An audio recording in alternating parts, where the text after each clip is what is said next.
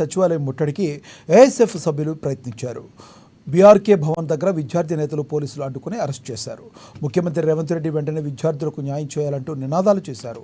ఈ ధర్నాలో ఏఎస్ఎఫ్ రాష్ట్ర ప్రధాన కార్యదర్శి పుట్ట లక్ష్మణ్, ఏఎస్ఎఫ్ రాష్ట్ర అధ్యక్షులు మణికంఠారెడ్డి, జాతీయ ఉపాధ్యక్షులు అశోక్ స్టాలిన్ పాల్గొన్నారు. పెండింగ్లో 7,600 కోట్ల స్కాలర్షిప్లు, రియంబర్స్మెంట్ బకాయిలు వెంటనే విడుదల చేయాలని రాష్ట్ర నాయకులు అన్నారు. విద్యారంగ సమస్యలపై వెంటనే సీఎం సమీక్షించాలని కోరారు. రాష్ట్రంలో 13 లక్షల మంది విద్యార్థులకు స్కాలర్షిప్, రియంబర్స్మెంట్ ఆధారపడి చదువుతున్నారని చెప్పారు. గత 6 ఏళ్లుగా బకాయిలను పెండింగ్లో ఉంచారని వెంటనే విడుదల చేయాలని వారు డిమాండ్ చేశారు.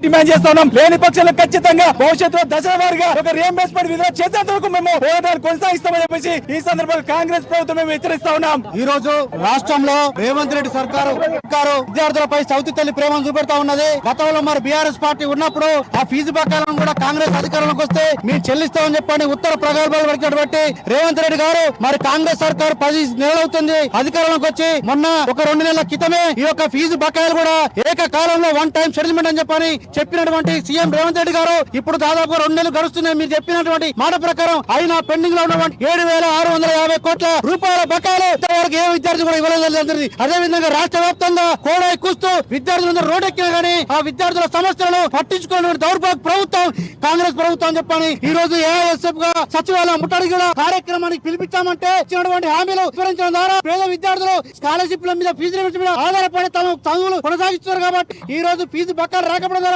వాళ్ళ చదువులు అర్థాంతరంగా ఊహించాల్సిన పరిస్థితి ఏర్పడి ఇకనైనా రాష్ట్ర ప్రభుత్వం స్పందించి ఈ పెండింగ్ లో ఉన్నటువంటి స్కాలర్షిప్, రిజిమెంట్ కూడా సకాలంలో విడుదల చేయాలని చెప్పని రేవంత్ రెడ్డి సర్కార్ని హెచ్చరిస్తా ఉన్నాం. 10 నెలల బకాయిలు విడుదల చేస్తామని రేవంత్ రెడ్డి గారు చెప్పారు. రాష్ట్రంలో కాంగ్రెస్ పార్టీ అధికారంలో, రాష్ట్రంలో ముఖ్యమంత్రి రేవంత్ రెడ్డి గారే ఉన్నారు. విద్యాశాఖ మీ వద్దనే ఉంది. కానీ రాష్ట్రంలో ఎల్ఎఫ్ బకాయిలు విడుదల చేయకుండా విద్యార్థుల జీవితాలు చిలవాటమాడుతుంది కాంగ్రెస్ పార్టీ రేవంత్ రెడ్డి గారు. ఓవైపు ఫీజు బకాయిలు విడుదల లేకపోవడంతో ఇలా కళాశాలలు బంద్ చేసే పరిస్థితి, విద్యార్థులు రోడ్డెక్కే పరిస్థితి వస్తున్నా ఇలా రాష్ట్ర ప్రభుత్వం కఠినంగా ప్రశ్నిస్తా ఉన్నాం. ఇలా రాష్ట్రంలో గత 3 సంవత్సరాల నుంచి ఫీజు బకాయిలు విడుదల లేకపోవడం విద్యార్థులు ఇబ్బంది పడతా ఉన్నారు. ప్రైవేట్ బడ్జెట్ కళాశాలలు ఇలా కళాశాలలు మూసివేసే భవన కిరాయిలు కల్లించలేక, సర్టిఫికెట్లకు ఇవ్వలేక, ఇలా కరెంట్ బిల్ కట్టలేక పరిస్థితి ఇలా రాజశేఖర రెడ్డి ప్రవేశపెట్టిన పథకాన్ని కాంగ్రెస్ పార్టీ రేవంత్ గారు ముఖ్యమంత్రి అనేక చెల్పులు చేస్తా ఉన్నాం, అనేక హామీలు అమలుస్తున్నామంటే రేవంత్ రెడ్డి గారు ఇలా ఫీజు బకాయిలు రియంబర్స్మెంట్ పథకానికి ఎందుకు ఇలా నిధులు ఇవ్వలేదు ప్రస్తావన అంటే ఇలా పేద మధ్య విద్యార్థులు రాష్ట్రంలో ఉన్నత విద్యకు దూరం కావాలా. ఇలా రాష్ట్రంలో మీరు యొక్క ప్రభుత్వం ఇలా ఎన్ఈపీని అమలు చేసే కుట్ర